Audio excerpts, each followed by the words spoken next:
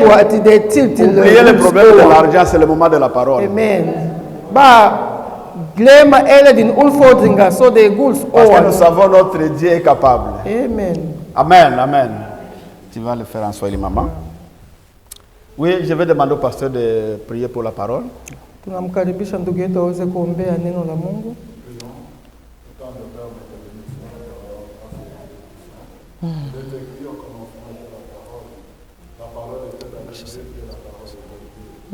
Cette parole que nous voulons recevoir ce matin, laisse-nous Dieu que l'homme divine et que toi fais tout le monde. Dispose le cœur de tout un chacun à recevoir cette parole, afin qu'en écoutant que cette parole produise le fruit et le fruit de l'homme. Prends contrôle de toute chose. Nous soumettons tout esprit, captif à l'obéissance de la foi. Nous libérons la présence du Saint-Esprit. Glorifie-toi de ta parole, Père. Au nom de Jésus, nous t'avons supplié. Amen. Amen. Amen. Amen. Amen. Oui, nous allons partager la parole du Seigneur. Et vraiment, je suis ravi de me tenir encore devant vous pour partager la parole. Ce n'était pas prévu que ce soit mon tour de prêcher. Mais je remercie au serviteur parce que je pensais qu'il faudrait terminer avec cette série d'enseignements que nous avons commencé depuis longtemps. Et pour qu'il y ait ce qu'on appelle le flow, il a fallu vraiment qu'on puisse terminer juste après la deuxième partie de notre enseignement. C'est depuis le début de cette année que nous avons déclaré cette année comme une année de la bénédiction, une année de l'accomplissement de nos promesses. Et depuis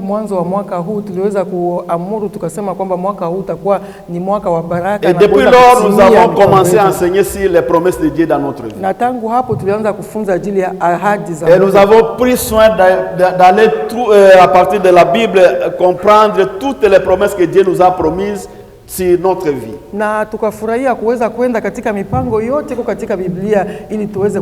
Et après ça, nous avons constaté que notre Dieu, pour qu'il puisse nous aider à obtenir ce que nous sommes en train de prier, il a mis des procédures, des méthodes, des clés ou des principes que nous devons suivre afin d'avoir les bénédictions que nous avons besoin. Tuliweza kuona kwamba Mungu wetu aliweza kuweka sheria za kuweza kufanya sisi tuweze kufikia ile ahadi zake. C'est ainsi que nous avons commencé à enseigner les principes qui déclenchent nos bénédictions dans notre vie. Na ndio maana tulianza mpango wa kuweza kufunza sheria zinafanya sisi baraka yetu iweze kufunguliwa. Bien sûr, il y en a beaucoup dans la Bible. Ndio, mais nous avons sélectionné quelques-unes. Lakini katika mafundisho ya Biblia tuliweza kuchagua moja wapo que nous pensons que sont vraiment importants pour nous pour que nous puissions atteindre les bénédictions que Dieu nous a promises. Na hizo tuliweza kuchagua tukaona kwamba ni muhimu kwetu ili tuweze kuelewa mpango wa Mungu ajili ya maisha yetu. C'est ainsi que nous avons parlé que si nous voulons être élevés, nous devons apprendre à nous humilier. Na hapo tulijifunza kwamba tunapotaka kuweza kuinuliwa na Mungu ni lazima tujifunze unyenyekevu. Parce que la Bible nous dit que l'humilité précède la gloire. Neno la Mungu linatufunza kwamba mpango wa kuweza kunyenyekea unatangulia utukufu. Donc si tu veux vraiment que tu puisses avoir une promotion dans votre travail ou tu veux être élevé au niveau de dans votre positionnement que tu es maintenant, la première chose que tu dois faire c'est apprendre à t'humilier. Kwa kusema kwamba wewe unatarajia kuweza kupata kuiduliwa katika kazi shughuli yote unafanya, sharti ya kwanza ni wewe ujifunze unyenyekevu. Et le deuxième principe que nous avons enseigné, nous avons parlé, c'était si les offrandes. Na sheria ya pili tuliweza kujifunza ni matoleo. Et nous avons été clairs que quelquefois l'église a été bombardée par le message de la prospérité.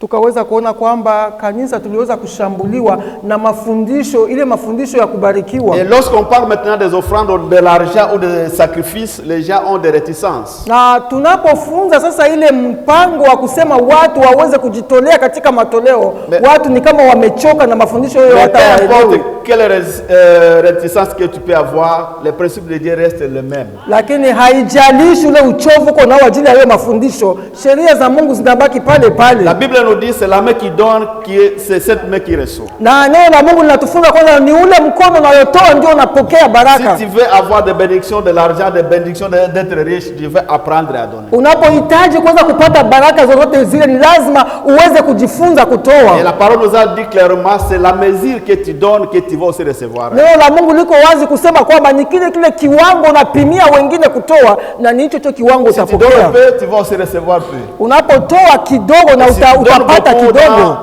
le royaume de Dieu, tu dois aussi recevoir beaucoup. Unapotolea watu wengine kiwango kikuu na ni hicho kiwango kikuu na wewe utapokea. Quelquefois, il y a des choses que nous n'avons pas besoin de prier pour. Kuna mambo mengine hatuhitaji Parce que kuombea, la Bible nous dit que dans toutes les choses, nous devons dire à notre Dieu par des prières, des supplications et des actions de grâce. neno la Mungu linatuambia katika mambo yote huwa tukiyafanya ni lazima tuweze kumtolea Mungu wetu kupitia sifa na maabudu. Nous savons dans l'histoire, c'est un enseignement que nous avons vu un jour ici dans notre église. Ni mafundisho fulani tuliweza kupata hapa Vous kanisani. pouvez voir dans cette histoire dans Juge 20. Tuangalie katika kitabu cha Waamuzi Les sura ya enfants d'Israël 12. sont élevés, ils ont voulu combattre leur frère Benjamin. Wana wa Israeli walitaka kuweza kupiganisha ndugu yao Tout Benjamin. ce que Benjamin a fait pour l'Israël. Kwa yale yote Benjamin aliweza kufanya ajili ya nchi yao Israeli. L'histoire, les enfants d'Israël sont allés à Dieu pour demander si c'était bien qu'ils puissent aller combattre. Wana wa Israeli walienda mbele ya Mungu kuweza kumuuliza kwamba hiyo inawezekana. Ce qui est impressionnant dans cette histoire, Lakini la ajabu ni kwamba Dieu les a dit que allez.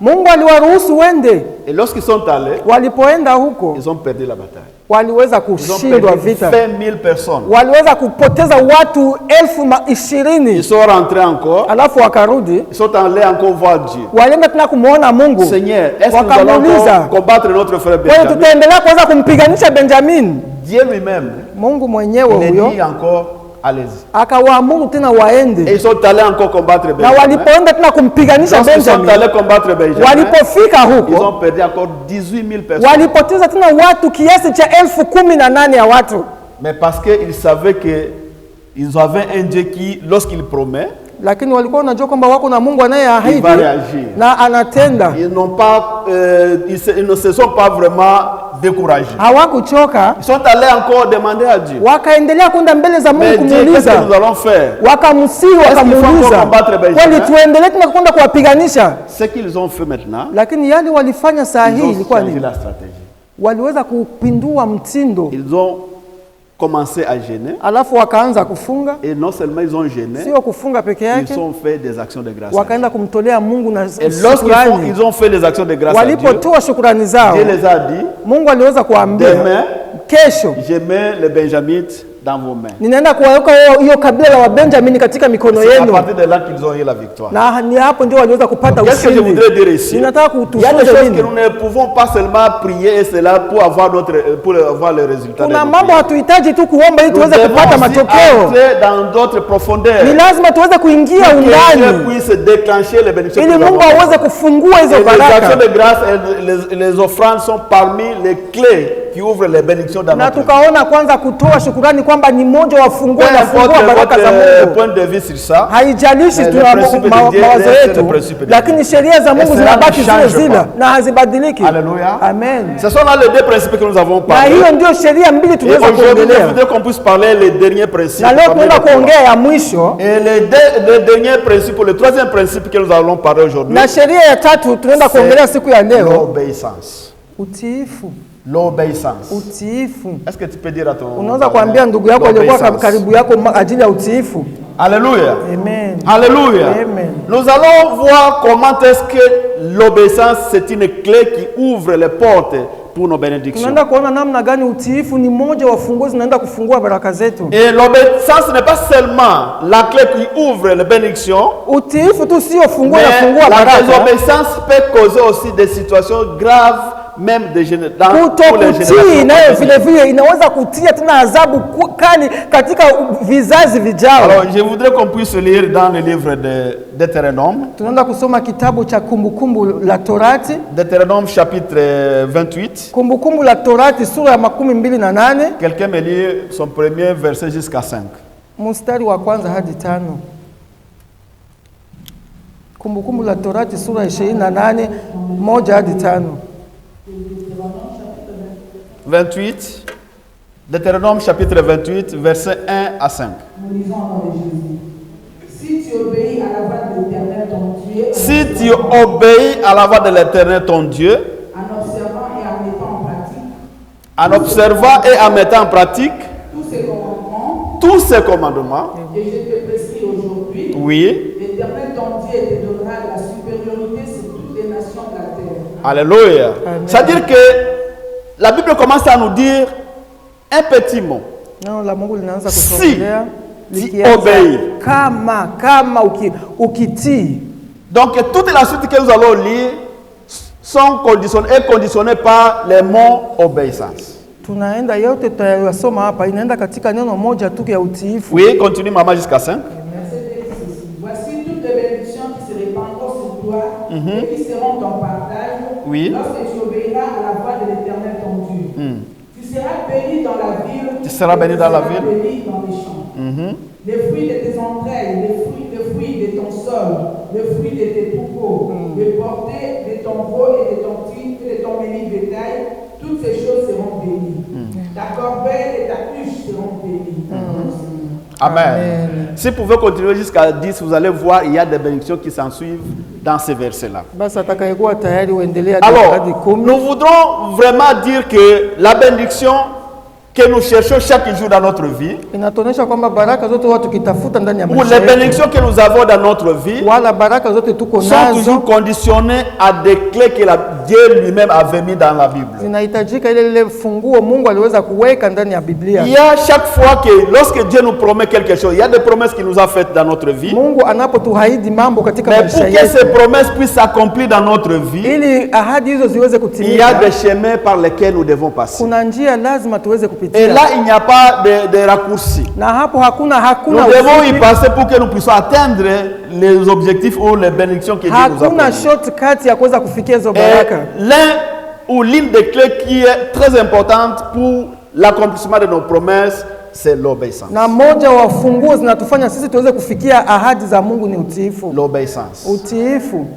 L'obéissance. L'obéissance, c'est une clé qui ouvre la porte de nos bénédictions. Mais qu'est-ce que signifie l'obéissance? Nous puissions aller ensemble. L'obéissance signifie se soumettre à quelqu'un en se conformant à ce qu'il ordonne. Utiifu inamaanisha kwamba wewe kuweza kujishusha ajili ya mambo fulani mtu fulani anahitaji.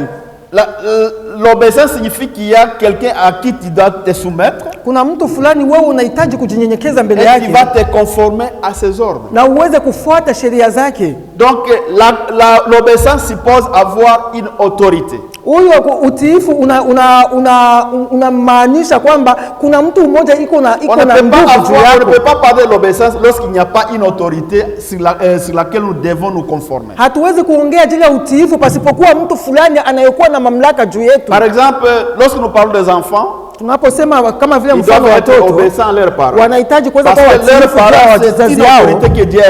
Ajili wazazi wao ni wakuu fulani Mungu aliweza kuweka juu yao. Donc l'obéissance montre qu'on est soumis à l'ordre d'une autorité. Utiifu unamaanisha kwamba kuna mtu fulani tunahitaji kuweza kunyenyekea mbele zake. Et Dieu nous dit que si nous voulons qu'il puisse nous bénir, Mungu anatuamuru kwamba tunapotaka kuweza kubarikiwa, nous devons obéir à sa parole. Ni lazima tuweze kutii neno lake. C'est-à-dire que pour que lui puisse nous donner ce que nous avons besoin, ili yeye aweze kutupatia mahitaji yetu, ce qu'il nous demande c'est l'obéissance. Anatuomba tuweze kuwa watiifu. Alléluia. Amen. Alléluia. Amen. Et nous avons défini que l'obéissance signifie que nous devons nous conformer à l'ordre d'une autorité. Na tuliweza kujifunza kwamba utiifu ni lazima tuweze kutii kwa sheria za mkuu fulani. Et quelquefois, il y a des choses que nous parlons, nous pensons que c'est facile, mais dans la pratique, ça devient difficile. Kuna mambo moja huwa tukitamka katika midomo yetu tunafikiria kwamba ni rahisi, lakini tunapoitumia hiyo mambo inakuwa vigumu. Et dans cette parole que nous avons lue,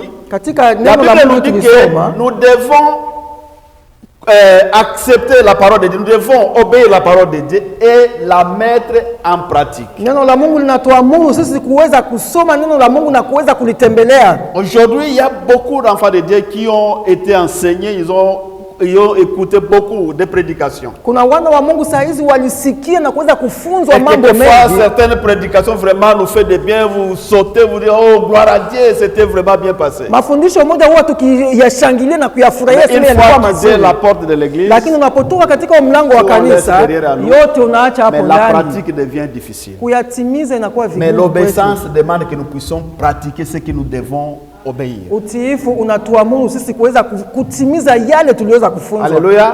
Si Dieu nous dit qu'il y a quelque chose que nous voulons voir, il faut faire ceci, nous devons le faire et pratiquer ce qu'est la parole de Dieu. Mungu anapotuamuru jambo ni lazima tuweze kulitembelea na kulitimiza. Alléluia. Amen. Alléluia. Amen. Qu'est-ce que nous allons obéir? Tutii nini? Qu'est-ce que nous allons obéir? Tutii nini? Il y a 4 choses que je voudrais qu'on puisse citer rapidement. Kuna mambo manne tunataka tuweze kutamka. Et puis je vais prendre aussi 4 exemples dans la Bible. Là, nous allons voir 2 personnes qui ont obéi à Dieu. Et comment est-ce que le résultat a été. Mais nous allons aussi parler de 2 personnes, des grandes personnalités de la Bible, qui ont désobéi à l'ordre de Dieu. Et nous allons comprendre la suite de leur vie. Voilà pourquoi nous allons faire cette comparaison. Nous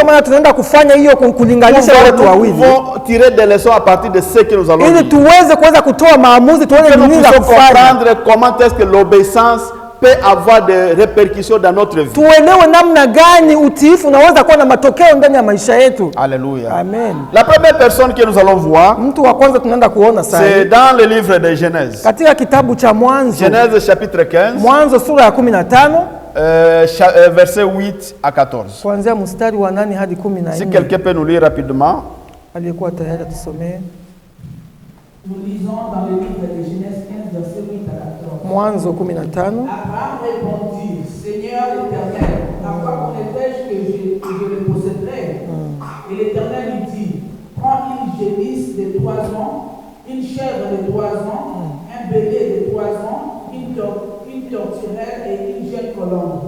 Abraham prit tous ces animaux, les coupa par le millier et mit chaque morceau l'un vis-à-vis de l'autre, mais il ne partagea point les oiseaux. Les oiseaux de proie s'abattirent sur les cadavres et Abraham les chassa. Au coucher du soleil, un profond sommeil tomba sur Abraham et voici, une frayeur et une grande obscurité virent la Séhir. Et l'Éternel dit à Abraham, sache que tes descendants seront étrangers dans un pays qui ne sera point à eux, et ils seront asservis et on les apprendra pendant 400 ans. Amen. Tu peux te limiter par là. Amen. Amen. C'est la parole de Dieu. Je pense que nous connaissons très bien cette histoire. C'était une discussion entre Abraham et Dieu. Parce qu'Abraham était décédé à un certain moment qu'il est devenu vieux sans toutefois avoir un enfant. Alors il a trouvé que Dieu lui a béni, mais qui pourrait continuer avec cette bénédiction lorsqu'il Dieu dit, moi je suis Dieu, je vais faire en sorte que une personne de ta progéniture puisse prendre relève pour tout ce que tu as. Mungu akamwambia kwamba mimi ni Mungu na nitafanya kwamba kuweze kuwa mtu mmoja katika uzao wako na utu wako atakayeweza kuchukua hizo baraka. Comment est-ce que je saurais réellement que j'aurai mon propre fils qui va hériter mes biens? Abrahamu akamuuliza Mungu, sasa mimi nitajuaje kwamba wewe utaenda kunibariki umoja wa uzao wangu ataenda kurithi mali yangu? Parce que il est le Dieu qui aime les sacrifices. Ajili Mungu ni Mungu anapenda matoleo. Akamwambia akamwamuru Ibrahimu aweze kumtolea matoleo. Le passage que nous avons lu, nous avons vu comment est-ce que Dieu lui a ordonné des choses qu'il va faire les sacrifices. Et Abraham devrait couper chaque animal en deux. Et mettre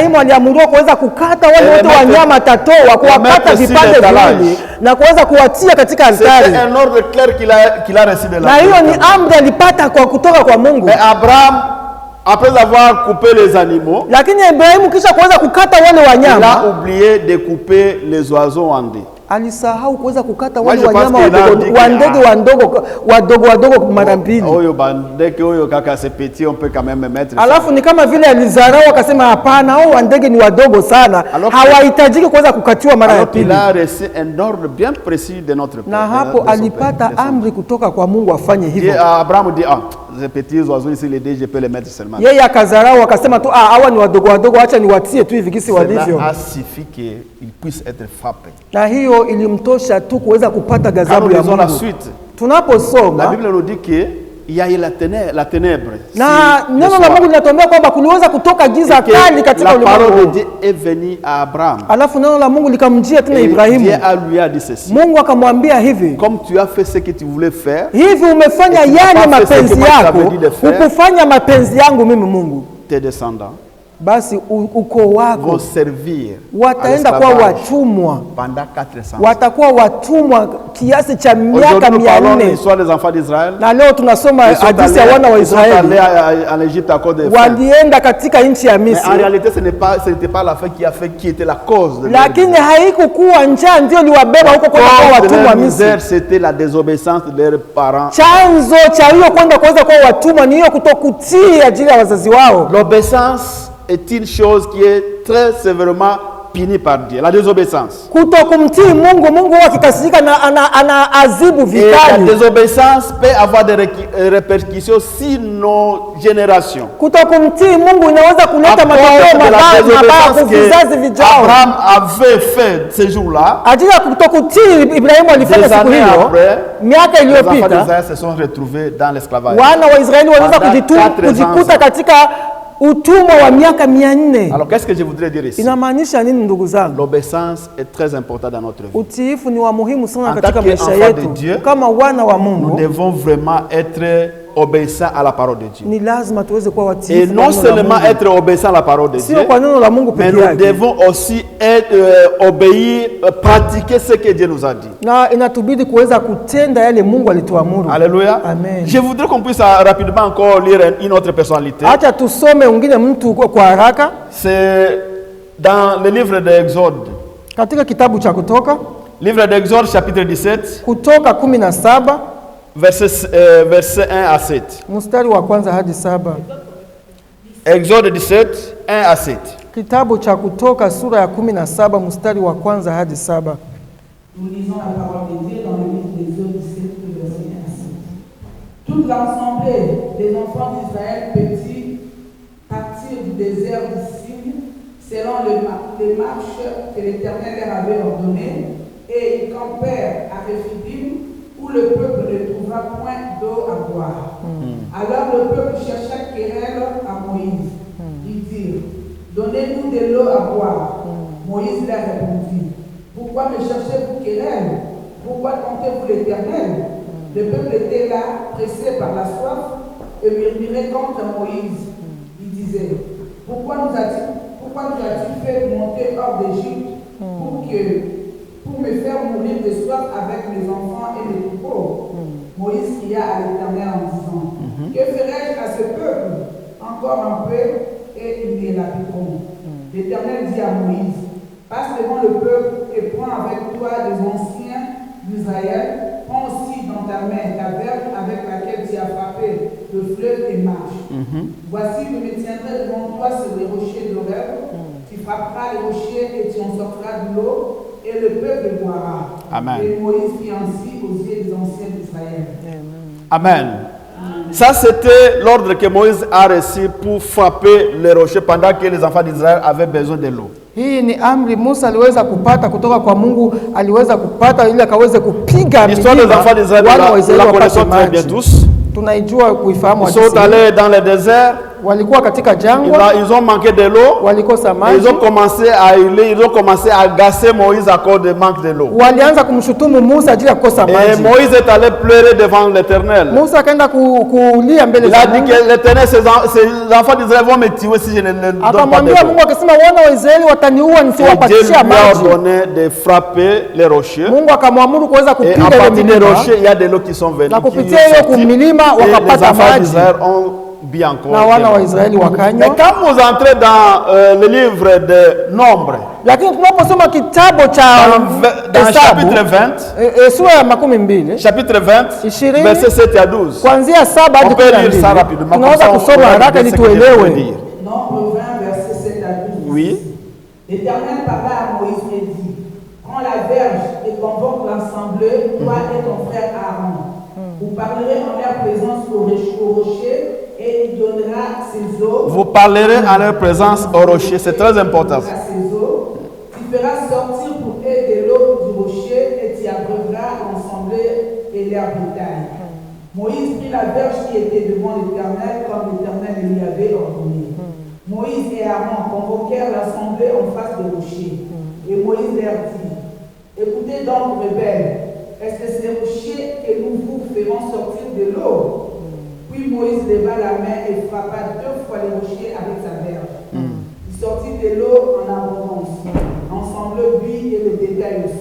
Amen. Alors, Amen. Amen. Amen. Ici, nous voyons encore la même situation qui revient dans le désert. Hapa tunaona tena ile tena shida inarudi tena Ils katika sont jangwa, encore dans le manque de l'eau. walikosa maji. Et Moïse va à Dieu lui pour prier à ce qu'il puisse donner de l'eau aux enfants d'Israël. Alafu Musa anaenda mbele ya Mungu Et kumlilia ili awape Moïse a maji. reçu cette fois-ci un autre ordre pour avoir de l'eau. Musa aux enfants akapokea d'Israël. ingine sheria wala amri Dieu kutoka lui kwa a dit Mungu. cette fois-ci que tu vas parler au rocher. Mungu akamwamuru Et Musa le kwenda rocher kuongea va ajili ya faire sortir milima, de l'eau que tu na vas hiyo donner aux milima enfants itatoa maji uweze kupatia wana wa Israeli. Alléluia. Amen. Alléluia. Amen. Moïse a reçu l'ordre de parler au rocher. Musa aliweza kupata amri ya kuweza kuongea na hiyo milima. Dieu lui a dit que lorsque tu vas parler au rocher, Alafu Mungu akamwambia kwamba unapoongea na hiyo milima, le rocher va sortir de l'eau que tu vas donner aux milima enfants hiyo d'Israël. itaenda kutoa maji utaenda kupatia wana wa Mais tellement que Israeli. Moïse a été trop agacé par les enfants d'Israël, Lakini Musa alipoweza kushambuliwa na parce wana wa qu'il était Israeli, déjà colérique à cause de ce que lui parlait contre lui, ajili tayari alikuwa ameisha kasirika ajili ya mambo Moïse walikuwa a été wakimwambia. emporté par la colère. Alafu Musa akapelekwa na hiyo Au hasira, lieu de parler au rocher, kuliko kuongea na hiyo milima. Moïse a pris sa verge Alafu Musa akachukua et il fimbo a frappé le rocher. akaenda kupiga hiyo milima. Et il n'a pas frappé seulement une seule fois. Hakupiga tu frappé la mara deuxième moja, fois akapiga le rocher. tena mara ya pili, Et bien sûr, le rocher a donné de l'eau. na hiyo milima ikatoa Et maji les enfants kweli. d'Israël ont bu de l'eau. Wana wa Israeli Mais walikunywa, cela suffisait na hiyo ilikuwa pour inatosha que tu Moïse ne puisse pas entrer dans les ili camps. Musa asiwezi kuingia katika nchi ya ahadi Hallelujah. ya Kanaani. Alléluia. Amen. Au lieu de parler au rocher, Kuliko kuongea na hiyo Moïse milima, a décidé à frapper le rocher. Musa aliweza kupiga hiyo Vous savez, milima. quelquefois qu'on peut dire, mais Dieu aussi, mais c'était normal parce qu'ils avaient besoin de l'eau et ils ont eu de l'eau. Tunaona tu kusema kwamba inaweza kuwa ni jambo la kawaida ajili wana wa Israeli walikuwa wanahitaji maji. Alléluia. Amen. Ce qui était important, c'était de l'eau. Ya muhimu tu sana ilikuwa ni wapate maji. Notre Dieu, ce qui n'est pas important, ce n'est pas la suite de votre prière. Mungu Ce wetu qui est yenye important pour nampendeza notre sio Dieu, c'est maisha. l'obéissance que tu as pour Yenye recevoir nampendeza cette Mungu ni ule utiifu uko nayo ajili ya neno lake. Alléluia. Amen. Et quand vous venez dans l'histoire, dans la nouvelle alliance, Tunapoendelea katika agano c'est maintenant que jipya, vous allez comprendre que Moïse a fait une très grande erreur. na hapo ndio tunaenda kuelewa kwamba Parce Musa que aliweza ce kufanya rocher-là, kosa kubwa Le rocher qu'il a frappé, ajili hiyo milima c'était alipiga Christ. ilikuwa ni Kristu mwenyewe ndio Le rocher alipigwa. que Moïse a frappé, Ile milima c'était Musa Christ. alipiga et ilikuwa ce ni rocher Kristu devait être mwenyewe, frappé une seule fois seulement. na hiyo milima ilipaswa kupigwa mara moja peke yake. Alléluia. Et il Amen. ne devrait pas encore aller à la croix deuxième fois. Na hangeliweza tena kwenda kwenye Mais msalaba Moïse kusulubisha a mara décidé pili, que Christ puisse aller à la croix deuxième lakini fois. Musa aliweza kumshurutisha kwa Mungu Yesu aweze C'était une kusulubiwa mara erreur mingi, grave dans la vie spirituelle d'aujourd'hui. na hiyo ilikuwa ni Donc kosa kuu katika l'obéissance maisha est yetu ya très important, mes kiroho. frères et sœurs. Ndugu zangu, Peu utiifu ni wa importe le muhimu. résultat que tu peux avoir, Haijalishi mais Dieu matokeo n'a pas utapata. besoin de voir le résultat que tu as Mungu hahitaji hiyo Ce que matokeo Dieu veut, utatoa. c'est voir la obéissance Mungu que tu as anahitaji tu suite kuona à ton utiifu wako, obéissance. anakosa kupima utiifu wako. Alléluia. Amen. Alléluia. Amen. Alléluia. Amen. Nous devons apprendre à être obéissants à la Lazima parole de Dieu. tujifunze kuwa watiifu. Comment est-ce que nous devons faire lorsque Dieu nous parle? Tufanye nini wakati Mungu anatunenea? Nous devons faire immédiatement, Ni lazima tuweze kutenda hapo hapo, exactement na tuweze kutenda gisi et inavyotakika avec humilité. na utiifu na Alléluia. unyenyekevu. Alléluia. Amen. Quelles sont les choses que nous devons obéir? Basi ni mambo gani tunahitaji kuweza Je kutii? voudrais parler quatre choses que nous devons être pris dans lorsque Dieu nous parle. Tunaenda kuongelea mambo ine La tunaenda première kufanya chose, angalisho katika Nous utiifu devons wetu. obéir au commandement de Dieu. Ni lazima tuweze kutii sheria za Mungu. Alléluia.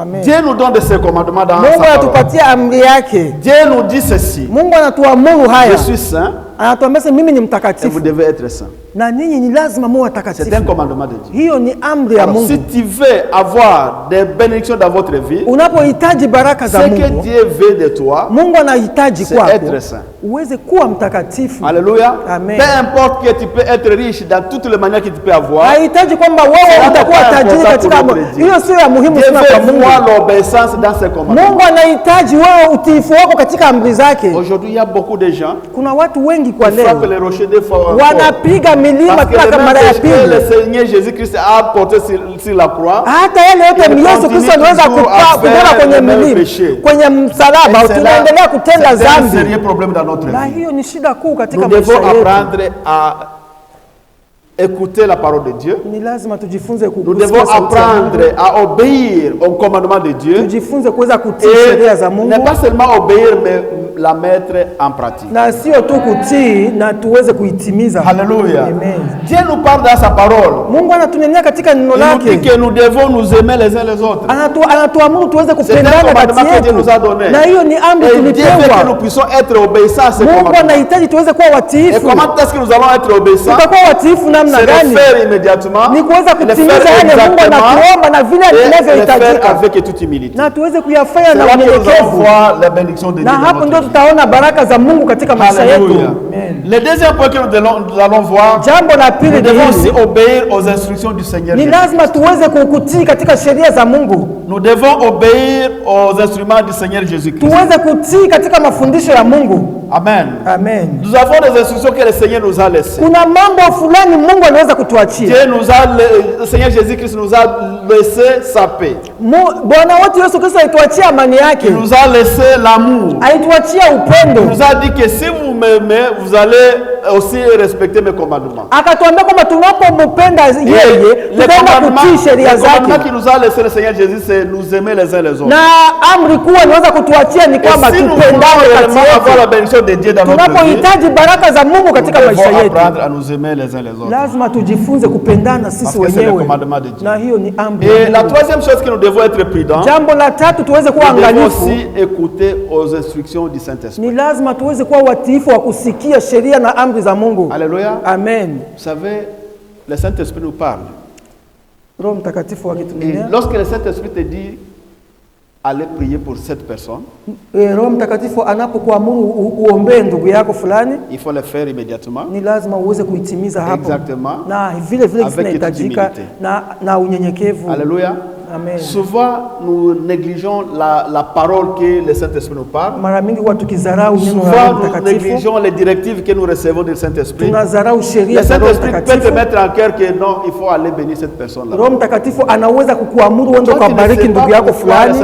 Hujui kwa nini Roho Mtakatifu alikunenea hivyo. C'est obéir à cette directive. Jambo unahitajika kufanya ni kwamba uweze kutii hilo neno na ulitimize hapo. Il faut le faire avec humilité. Na uitimize na unyenyekevu. Selon ce que le Saint-Esprit. Na uitende gisi Roho Mtakatifu anakuamuru. Mara nyingi watu tukiweza kukosa baraka za Mungu, aux instructions du Saint-Esprit. Hatuna muda wa kuweza kusikia amri za Roho Mtakatifu. Alléluia. Amen. Et quelquefois nous n'écoutons même pas le Saint-Esprit. Na mara nyingi hata hatumsikia tusikii sauti ya Roho Mtakatifu. Parce que pourquoi nous n'écoutons pas le Saint-Esprit? Kwa nini hatusikii sauti yake? Comme l'avons dit la fois passée, nous sommes embrouillés beaucoup de choses. Sisi huwa tukiweza kusumbuliwa na mambo mengi. Hatuna muda wa kuweza kusikia Roho Mtakatifu. On va au travail. Tunaenda asubuhi kazini. On vient du travail à partir de 15h 16h. Tunatoka jioni kazini. On arrive à la maison, la première chose c'est le téléphone. Tunafika tu jambo la kwanza ni simu. Après le téléphone c'est la télévision. Kumaliza simu ni TV. Partout nous sommes même dans nos WC, nous sommes avec le téléphone. Tunatembea na simu mkononi mahali yote, hata katika choo. Toutes les informations. Mambo yote kwa tunatia. On n'a pas même le temps, les 5 minutes pour écouter. Alafu tunakosa hata muda mchache wa kuweza kuongea na Roho Mtakatifu. Alléluia. Amen. Nous devons avoir le temps avec le Saint-Esprit. Tujifunze kuwa na muda wa kuweza kuongea na Roho Mtakatifu. Et lorsque le Saint-Esprit te met à cœur de faire quelque chose, Roho Mtakatifu anapokuamuru jambo fulani, il faut le faire immédiatement. Lazima ulitimize ndugu yangu. Il faut le faire exactement. Uweze kulifanya gisi litahitajika. Il faut le faire avec toute humilité. Na ulitimize na unyenyekevu. Parce que ce qui est important pour la divinité, ce n'est pas muhimu ajili ya utukufu wa Mungu. Pour la divinité, ce qui est important, c'est l'obéissance de cette parole que tu as reçue. Ni utiifu wa hilo neno la Mungu ulipokea. La parole que tu as reçue. Usipotii hilo neno la Mungu ulipokea na kulitimiza hapo hapo. Exactement. Na ulifanya gisi linahitajika. Des situations qui va vous amener. Ndugu yangu, unaweza kufikia katika mambo yanaweza kukupoteza de votre désobéissance. Ni ajili ya kutokutii kwako. Les situations qui na ndio maana unapitia mambo yote wewe ukipitia. Alléluia. Amen. Beaucoup de gens ont reçu des paroles. Kuna watu wengi walipokea maneno. Le Saint-Esprit a mis dans leur cœur aller donner cette chose à cette personne. Roho Mtakatifu aliwaamuru kuweza kubariki watu fulani. Que la vie de cette personne soit bénie, puisse glorifier Dieu à cause de toi. Ajili Mungu alikuwa anahitaji kama maisha ya mtu huyo iweze kubadilika ajili ya baraka zake.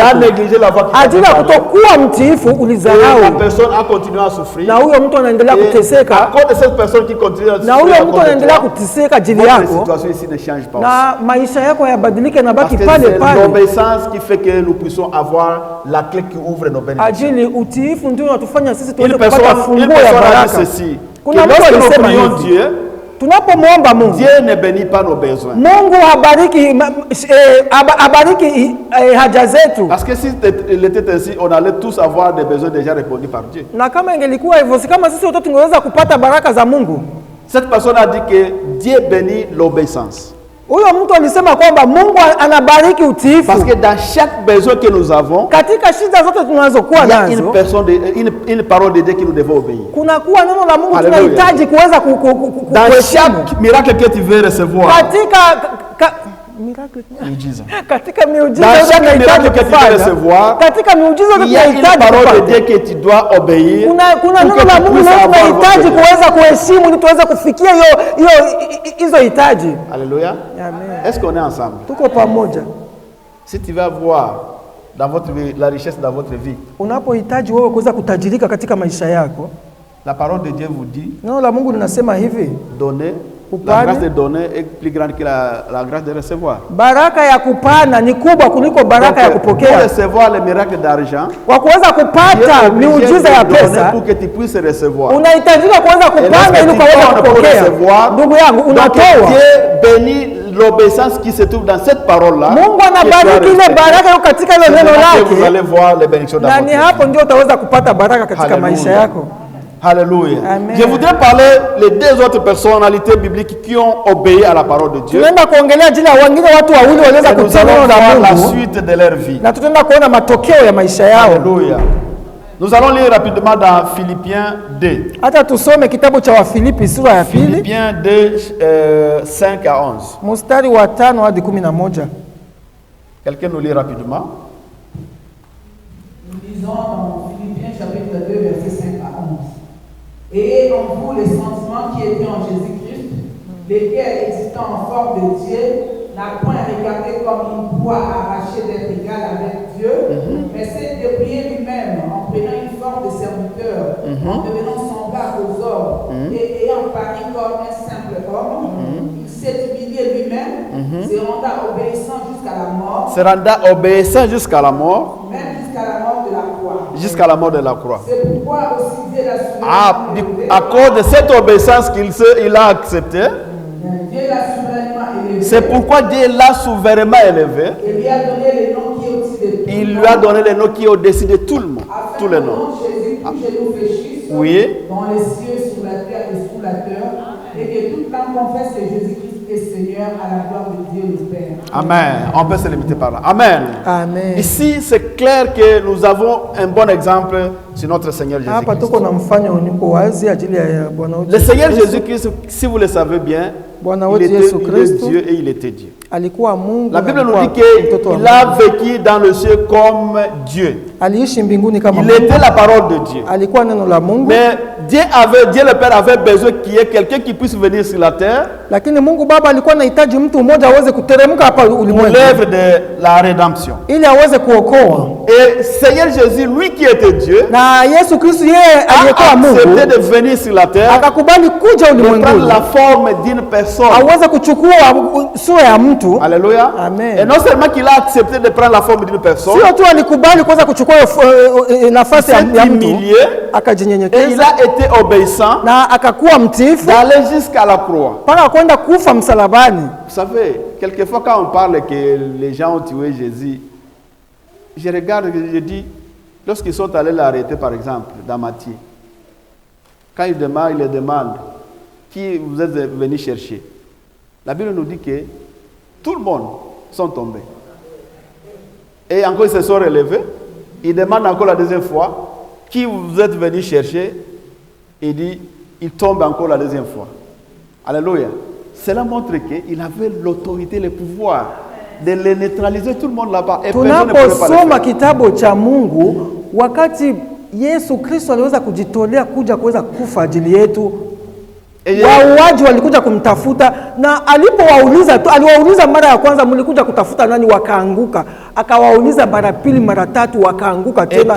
Na hiyo inaonyesha kama alikuwa na uwezo juu ya kila kitu. Pierre qui prend l'épée qui veut défendre Jésus. Alafu Petro naye akachukua upanga ili akaweza kumsaidia au akaweza kumtetea Yesu Kristo. Quelquefois quand je vois il y a des religions qui sont là pour défendre leurs prophètes, je me dis, est-ce que vous c'est vraiment une religion divine ou quoi? Tunapoangalia kuna dini zimoja zinataka kutetea wale wakuu wao. Tunajiuliza kweli hizi wako na uwezo kweli? Il veut défendre Jésus-Christ. Jésus lui dit, petit, mets-toi l'épée là dedans. On n'a pas besoin de tout ça. Alafu tuangalie mfano wa Petro aliyechukua kisu, asema anataka kwenda kumtetea Yesu Kristo. Yesu Kristo akamwambia tu, wewe rudisha hiyo upanga wako katika mfungo wako. Mimi sina shida ya hiyo. C'est juste y aller demander seulement une légion des anges venir et devrait. Ningelikuwa na shida ya hiyo, ningeamuru tu neno moja, malaika kutoka mbinguni wangeteremka kuja kunitetea. Parole que le Dieu le Père lui a donné. Alikuwa na neno Mungu Baba alikuwa naye na alipaswa kuweza kutii neno la Mungu. Après avoir obéi à cette parole, na kisha kutii neno la Mungu, nous dit qu'il a été élevé. Neno la Mungu linatuambia kwamba son nom a été élevé au-dessus de tous les noms. Aliinuliwa au nom de Jésus, kwa jina la Yesu, tous les genoux franchissent. Na zingine jina lote ziweze kutii qu'il est le Seigneur. Na neno wote waweze kujua kwamba yeye ni Mungu. Aliweza kupata utukufu kupitia utiifu. Après l'obéissance. Kuna kuinuliwa kupitia la guérison après l'obéissance. Kuna uponyaji, la richesse après l'obéissance. Kuna utajiri unapokuwa mtiifu. Tu ne vois pas les problèmes que tu es en train de passer. Sio kusema kwamba Mungu haoni shida zako. Ce que tu es en train de passer. Anaona yale yote tunayapitia. Lakini yeye anahitaji ni kuona kwamba kweli tuko watiifu. Alléluia. Et à chaque situation que nous passons, kwa kila shida yote watu tukiipitia, il y a une parole que nous devons obéir. Kuna neno fulani tunahitaji kuweza kutii. Amen. Alléluia. Amen. Nous allons terminer avec la deuxième personnalité. Tunaenda kumalizia na mtu wa pili. C'est Luc, dans Luc 5. Katika kitabu cha Luka sura ya 5. Luc 5 verset 4 à 6. Mstari wa 4 na 6 hadi 6. Nous lisons dans le livre de Luc chapitre 5 verset 4 à 6. Lorsqu'il est cessé de parler, il dit à Simon, avance en pleine eau et jetez vos filets pour pêcher. Simon lui répondit, Maître, nous avons travaillé toute la nuit sans rien prendre, mais sur ta parole, je jetterai le filet. Amen. L'ayant jeté, il prit une grande quantité de poissons et leur filet s'est rompu. Amen, amen, amen. Est-ce qu'on peut acclamer pour la parole de Dieu? Tunaweza kupiga makofi ajili ya neno la Mungu. C'est une histoire que nous connaissons très bien. Mais je voudrais attirer votre attention dans ce que Simon est en train de dire ici. Acha tutie angalisho katika hili neno. C'était justement au début du ministère de Jésus-Christ. Ilikuwa mwanzo wa kazi ya utume wa Yesu. Il est allé au bord du lac. Alienda katika kando ya maji, akakutana watu wako na roho. Il commence à prêcher. Akaanza kuhubiri. Les gens sont venus l'agacer. Watu wakakuja kwenda kumhamakia dans une pirogue. Alafu akaenda katika mtumbu fulani. Et après avoir terminé, la Bible nous dit, alipomaliza kuhubiri, il a trouvé des gens qui étaient de pécheurs. Akakutana wavuvi wako pembeni ya maji. Pierre et ses frères. Ilikuwa ni Simoni na ndugu zake. Et Jésus a dit à Simon, akamwambia Simoni Petro d'enfoncer un peu dans l'eau, akamwambia ingie kidogo ndani ya maji aweze kutupa hiyo kamba zao ndani ya maji. Un Jésus qui était l'enfant d'un charpentier. Huyu Yesu Kristo aliyekuwa mwana wa Salemia kama Salamati. Simon Pierre, lui, peut-être on peut dire qu'il a été né dans la pirogue.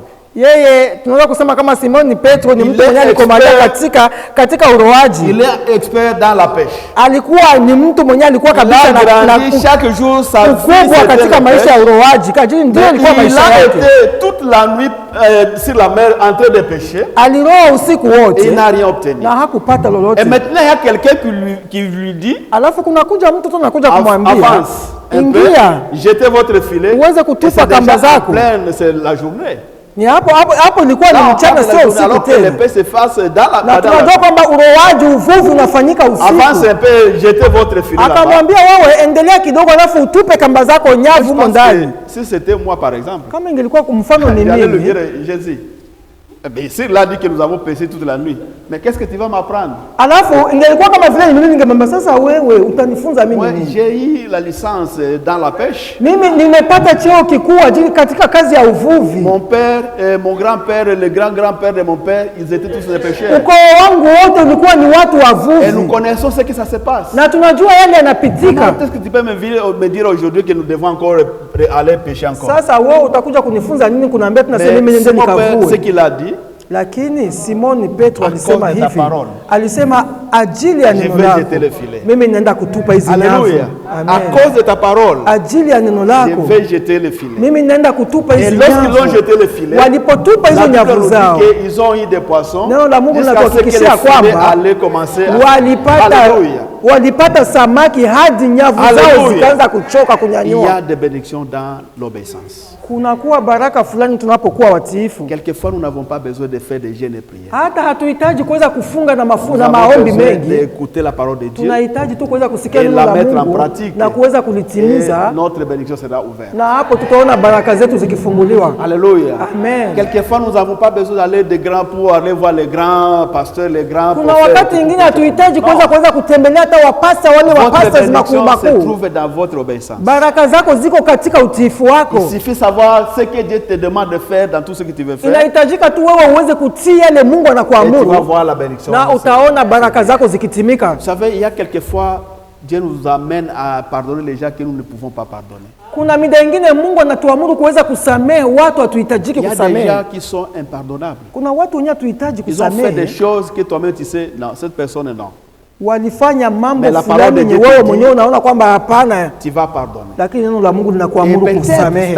À partir du pardon que tu vas donner à cette personne. Wala haujui kwamba ni kupitia msamaha kwa de votre bénédiction. Wa kuhurumia hao watu ndio mlango wako wa baraka utafunguka. Ce que je voudrais vous dire ce matin, mes frères et sœurs. Basi tunataka kuongea hii asubuhi ya leo. Il y a des bénédictions dans l'obéissance de la parole. Kuna baraka katika utiifu. Nous devons être attentifs à la parole de Dieu. Ni lazima tuweze kuwa wasikifu katika neno la Mungu. Tourmente dans notre vie. Tunapopitia mambo fulani katika maisha yetu. Quelle est la parole qui se conforme à cette situation? Ni lazima tuweze kutafuta neno lenye linaendana na hiyo shida uko nayo. Et nous devons obéir à cette parole. Na tuweze kutii neno la Mungu. Nous allons obéir à cette parole. Tutakapotii neno la Mungu, voir les portes s'ouvrir. Na tutaona hapo milango ya baraka ikifunguka.